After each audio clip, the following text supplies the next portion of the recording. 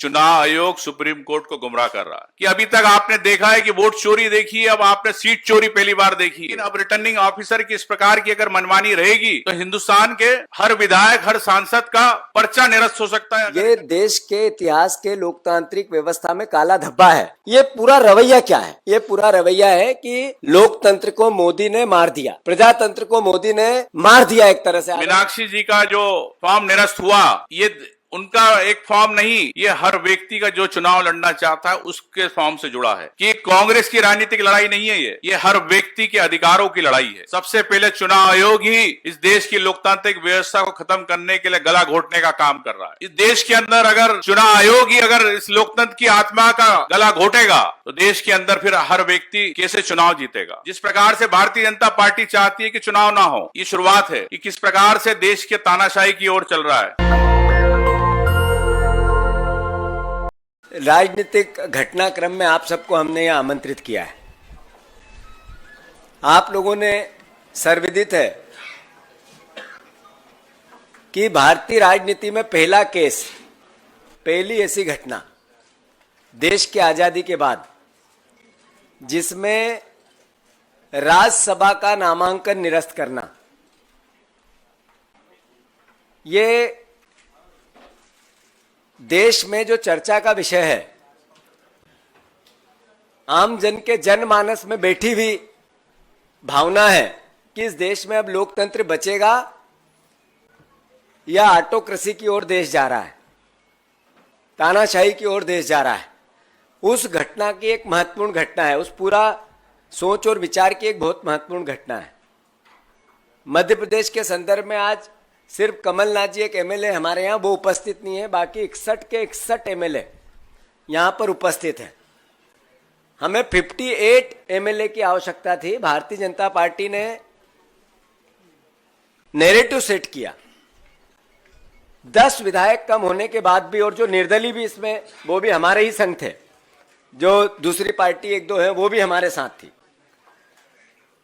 मूल भावना ये है कि हमारे विधायकों की एकजुटता और जिस उत्साह और एग्रेशन से पूरा घटनाक्रम राज्यसभा का चला, उससे भयभीत हो गए नरेंद्र मोदी, भयभीत हो गए मध्य प्रदेश की भारतीय जनता पार्टी का पूरा नेतृत्व, और अंतोगत्वा उन्होंने वो क्राइम कर दिया, वो अपराध कर दिया जो सरपंच के चुनाव में, जनपद के चुनाव में, गांव-गांव, गली-गली, इस तरीके के छोटे चुनाव में जो घटनाक्रम होते रहते हैं, उस तरीके का सबसे उच्च सदन में राज्यसभा का नामांकन निरस्त करना। लोकतंत्र के चौथे स्तंभ की जब आपके सामने हम भावना व्यक्त करता है, पूरा देश करता है, सारे बुद्धिजीवी करते हैं, संविधान भी करता है, तो आस भी करता है लोकतंत्र के चौथे स्तंभ से कि इस पूरी घटनाक्रम को निष्पक्षता से आप देश की जनता के बीच में लेके जाएं। क्योंकि मामला सब जुडिस है, न्यायालय के अधीन है, और आज भी माननीय उच्चतम न्यायालय में इसको सुना जा रहा है, तो मैं बहुत विस्तार में और सारे कानूनी पहलुओं पर आज बात नहीं करूंगी, क्योंकि वो आज उस पर चर्चा करना उचित नहीं है। मगर एक चीज ऑलरेडी पब्लिक डोमेन में है, और अब क्योंकि वो इलेक्शन कमीशन की साइट पे उपलब्ध है, तो वो वैसे भी आप सबके सामने है, उसकी बात जरूर मैं रखूंगी। और मेरे एक साथी को मैं अनुरोध करूंगी कि वो स्लाइड के रूप में यहाँ पर उसको चलाएं। जो सारे मामले की जड़ है वो फॉर्म, वो चल गया है, फॉर्म 26 है। ये कहा गया कि मेरे द्वारा फॉर्म 26 में बात को दर्ज नहीं किया गया और तथ्य को छुपाया गया। अब उसके जो सवाल हैं वो आपके सामने हैं। राजनीतिक दल का ब्यौरा देना है, मतदाता सूची में जो उम्मीदवार का क्रमांक है वो ब्यौरा देना है, उम्मीदवार का फोन नंबर और जो भी उसकी आइडेंटिटी है, ईमेल अकाउंट है, वो उसकी जानकारी देनी है, पैन और आयकर के रिटर्न के बारे में विवरण देना है, संपत्ति और अन्य चीजों के बारे में विवरण देना है। लेकिन मोस्ट इंपॉर्टेंट बात जिस पर यह सारी बात शुरू हुई वो ये है कि अगर कोई लंबित आपराधिक मामला है तो उसकी जानकारी देनी है, और अगर कोई दंडनीय अपराध में दोषी ठहराए गए हैं तो उसकी जानकारी देनी है। जाहिर है कि इन सब चीजों पर मैंने लिखा कि ये मुझ पर लागू नहीं है, क्योंकि मुझ पर एक लीगल नोटिस है। वो लीगल नोटिस की पूरी कानूनी जानकारी मैंने मेरे ईसीआई को जो मेमोरेंडम दिया उसमें रखा। आज सुप्रीम कोर्ट में भी वो बात रखेंगे। मात्र एक लीगल नोटिस है जिसका अब तक अदालत ने संज्ञान तक नहीं लिया, कॉग्निसेंस तक नहीं लिया, वो मैटर है। तो अब इसको दर्ज करने के लिए कॉलम कहां था, ये क्लैरिटी होनी चाहिए। फॉर्म 26 में ऐसा कोई कॉलम नहीं है जिसमें लिखा जाए कि रैंडम कोई प्राइवेट कंप्लेंट के भी बारे में सूचना दीजिए। अगर वो ऐसा कोई कॉलम होता तो हम ये सूचना जरूर देते। इतना ही मैं अपनी ओर से कहूंगी, क्योंकि ये दोनों ही मामले, लीगल नोटिस और आज जो सुप्रीम कोर्ट में सुनवाई है, वो ये सब मामले वहां आज सुने जाएंगे। तो इस पर इसके अलावा और कुछ बोलना मेरे लिए आज वो ठीक नहीं होगा, वो सुप्रीम कोर्ट की जो गरिमा है उसके भी साथ ठीक नहीं होगा। मगर ये डॉक्यूमेंट क्योंकि पब्लिक डोमेन में है, मेरा एफिडेविट पब्लिक डोमेन में आप सबके पास ऑलरेडी होगा, इसलिए मैंने अपनी ओर से ये बात आपके समक्ष रखी, ताकि ये किसी प्रकार की डिस्क्रिपेंसी ना हो कि फॉर्म में कोई कमी रह गई थी या कोई जानकारी छुपाई गई थी। कोई भी जानकारी छुपाई नहीं गई, जो कि मांगी गई। जो भी जानकारियां मांगी गई वो सारी जानकारियां फॉर्म 26 के तहत दी गई। मैं इतना ही अपनी ओर से कहूंगी। आदरणीय साथियों, मूल भावना मीनाक्षी जी के पूरे वक्तव्य की यह है कि जो फॉर्म में लीगल डॉक्यूमेंट्स मांगे जाते हैं 100% वो दिए गए, 110% वो दिए गए। कोई किसी प्रकार की फॉर्म से संबंधित कोई चूक नहीं थी। मध्य प्रदेश के राज्यसभा मीनाक्षी जी का जो फॉर्म निरस्त किया गया, हम लोग वहीं थे, मैं प्रस्तावक था। जिस प्रकार से रिटर्निंग ऑफिसर की भूमिका थी, उस रिटर्निंग ऑफिसर ने कहा किसी को, जब उससे पूछा आपने ये गलती क्यों करी, तो उस रिटर्निंग ऑफिसर का उस हमारे साथी विधायक को जवाब था कि मुझे नौकरी करना है। अब सरकार तो इनकी रहेगी, भले मुझे मालूम है मैंने गलती करी है, लेकिन मुझे नौकरी करनी है और इनके साथ रहना है। तो ये उस रिटर्निंग ऑफिसर भी मानता है कि मैंने दबाव के अंदर गलती करी। लेकिन इस देश के अंदर चुनाव आयोग, जिसको पूरी ताकतें, शक्तियां हैं, लोकतंत्र की संवैधानिक शक्तियां हैं, कल उन्होंने सुप्रीम कोर्ट में कहा कि हमें जानकारी नहीं, याचिका नहीं मिली, जबकि हमारे कांग्रेस पार्टी का डेलीगेशन 2 दिन पहले उनसे मिल चुका था। उस डेलीगेशन में तनखा जी, जयराम रमेश जी, मनु संघवी जी, मीनाक्षी जी, वेणुगोपाल जी, कई नेता थे, धरने पे भी बैठे थे। दूसरे दिन बात हुई, लेकिन चुनाव आयोग सुप्रीम कोर्ट को गुमराह कर रहा है कि हमारे पास जानकारी नहीं है।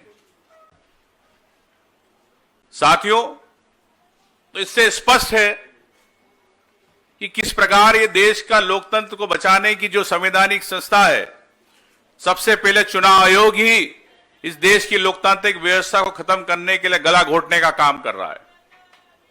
और अगर इस देश के अंदर अगर चुनाव आयोग ही अगर इस लोकतंत्र की आत्मा का गला घोटेगा, तो देश के अंदर फिर हर व्यक्ति कैसे चुनाव जीतेगा। आज प्रश्न यह है, जिस प्रकार से भारतीय जनता पार्टी चाहती है कि चुनाव ना हो, हमारे मध्य प्रदेश के अंदर सहकारिता के चुनाव नहीं हुए, मंडी के चुनाव नहीं हुए, कई सालों से 10-10 साल हो गए। और यही अब एक शुरुआत है कि अभी तक आपने देखा है कि वोट चोरी देखी है, अब आपने सीट चोरी पहली बार देखी है। तो ये सीट चोरी, मध्य प्रदेश की एक सीट चोरी हुई है। लेकिन अब रिटर्निंग ऑफिसर की इस प्रकार की अगर मनमानी रहेगी, तो हिंदुस्तान का कोई भी व्यक्ति विधायक का चुनाव लड़ेगा, सांसद का चुनाव लड़ेगा, अगर उसका किसी ने किसी दूसरे राज्य के अंदर कहीं कंप्लेंट करी है, परिवारवाद लगाया, उसको सिर्फ सूचना मिली है, उस आधार पर उसका फॉर्म रिजेक्ट हो सकता है। ये एक नई व्यवस्था दी जा रही है देश के अंदर। तो क्या हर विधायक, मतलब बीजेपी की रणनीति के तहत, स्क्रिप्ट के तहत ये शुरुआत है। अगर मैं मध्य प्रदेश का रहता हूं, गुजरात में कोई केस कहीं पे दर्ज हुआ और परिवारवाद लगा दिया कि इन्हें भी हमने सूचना दी थी, उस सूचना के आधार पे मेरा फॉर्म भी रिजेक्ट हो सकता है। तो हिंदुस्तान के हर विधायक, हर सांसद का पर्चा निरस्त हो सकता है अगर रिटर्निंग ऑफिसर की इस प्रकार की मनमानी रहेगी। जो कानून के खिलाफ, सुप्रीम कोर्ट के खिलाफ, चुनाव आयोग के नियमों के खिलाफ जिस प्रकार से निर्णय आया है, तो मैं समझता हूं कि कांग्रेस की राजनीतिक लड़ाई नहीं है ये हर व्यक्ति के अधिकारों की लड़ाई है, जिसमें कांग्रेस की भूमिका तो है, लेकिन मैं समझता हूं कि हर व्यक्ति को आगे आना होगा।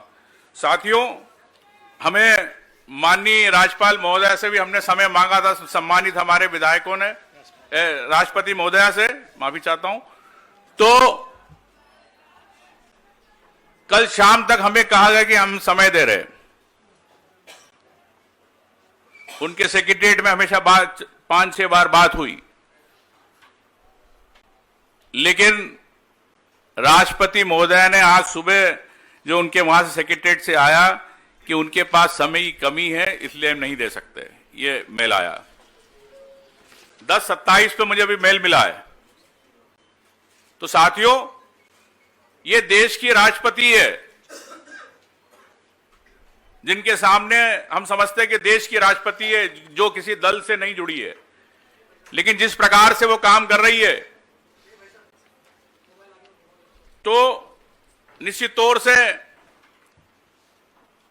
एक हमें दुख की बात है कि प्रदेश के पूरे 61 विधायक आए हैं।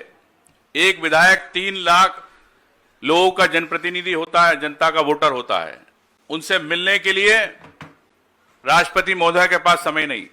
तो ये एक उदाहरण है कि किस प्रकार से देश के तानाशाही की ओर चल रहा है। लेकिन मैं समझता हूं